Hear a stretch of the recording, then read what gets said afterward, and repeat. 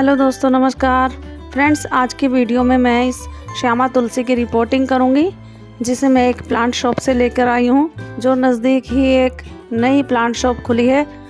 उससे मैं इस तुलसी के प्लांट को और दो ये सफ़ेद वाले पॉट और एक ये हैंगिंग बास्केट जो पिंक कलर की है, ये सब मुझे 50 रुपीज़ के ईच पड़े हैं, यानी कि टोटल 200 रुपये में ये चारों में लेकर आई हूँ। फ्रेंड्स, रिपोर्टिंग के समय आप देखेंगे कि माली भी कितनी बड़ी बड़ी गड़बड़ी करते हैं पौधे बेचने के चक्कर में। उसकी लापरवाही और हमारी जल्दबाजी की वजह से हमारा प्लांट ख़राब होते होते बचा। फ्रेंड्स, मेरे पास ये श्यामा तुलसी नहीं थी और रामा तुलसी ही थी, और ये मेडिसिनल प्लांट है। श्यामा तुलसी एक मेडिसिनल प्लांट है। मेरे पास सारी रामा तुलसी हैं और श्यामा तुलसी नहीं थी, इसलिए मैं इसे लेकर आई हूँ। इसे रिपोर्ट करने के लिए मैंने इस गमले में कुछ होल बना लिए हैं। एक नोकदार चाकू की सहायता से 3 से 4 होल बना लिए हैं। 1-1 सेंटीमीटर से ज़्यादा उसकी चौड़ाई हो, इतने होल बनाइए। और इस पर ठिकरी इस ढंग से रखिए कि होल बिल्कुल ढके ना। इसके लिए छोटी छोटी 2 ठिकरियाँ ले रहे हैं तो एक दूसरे के ऊपर चढ़ा कर रखें और बीच में भी कुछ पत्थर डाल दें।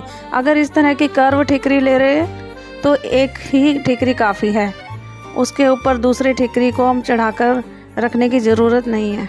इस तरह से एक ठिकरी हम होल के ऊपर रख देंगे, जिससे पानी निकल जाए और मिट्टी ना निकले और एयर का सर्कुलेशन भी नीचे से बना रहे।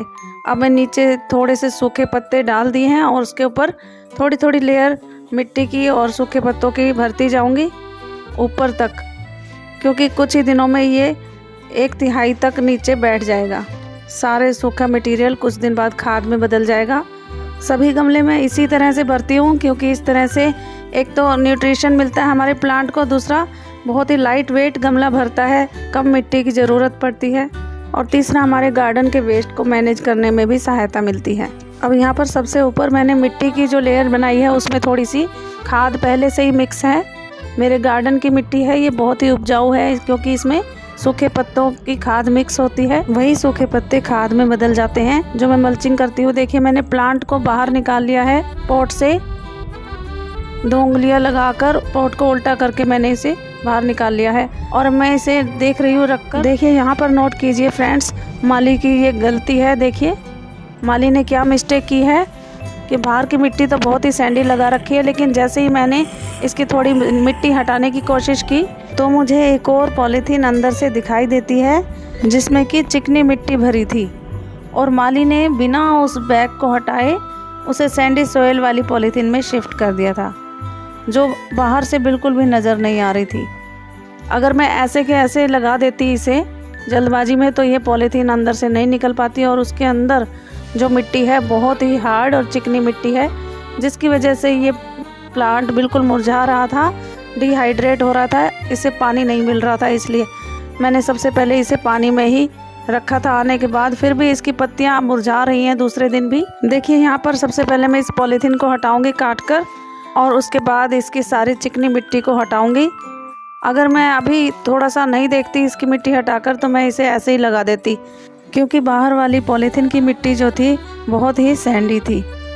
पर मैंने अचानक से इसकी मिट्टी हल्की सी हटाई तो इसकी अंदर से मुझे दूसरी पॉलीथीन नज़र आई।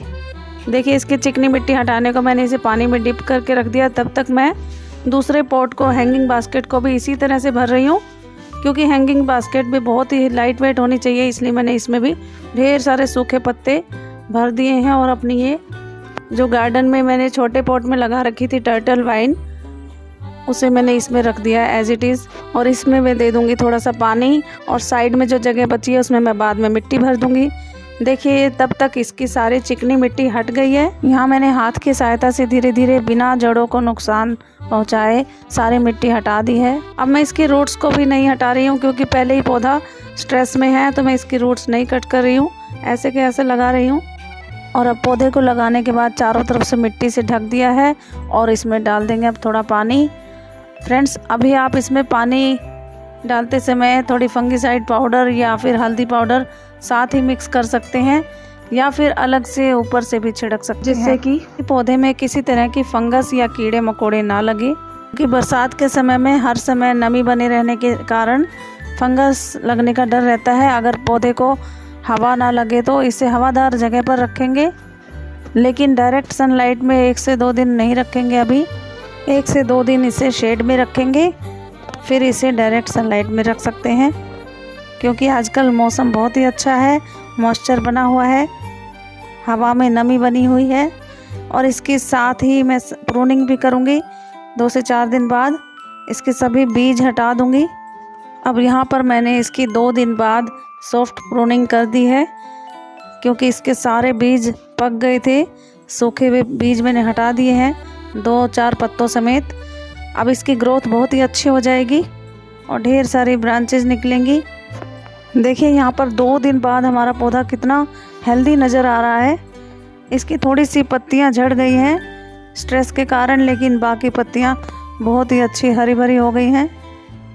फ्रेंड्स, मैंने साथ में ही प्रूनिंग इसलिए नहीं की क्योंकि पहले ही हमारा प्लांट स्ट्रेस में था।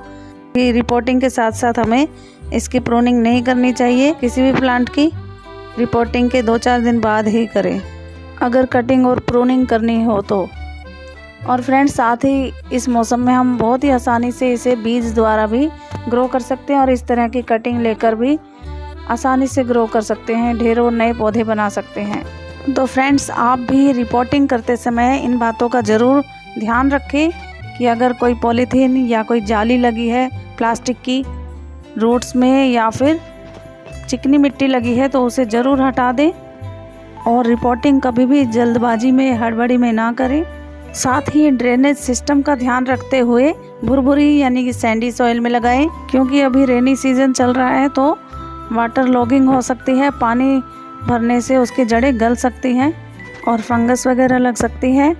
साथ ही फ्रेंड्स, फंगस ना लगे इसके लिए 8 से 10 दिन में फंगीसाइड पाउडर या फिर हल्दी को भी हम पानी में घोलकर स्प्रे कर सकते हैं, अपने सभी पौधों पर छिड़क सकते हैं और मिट्टी में भी मिलाते रहिए ताकि मिट्टी में भी फंगस ना लगे।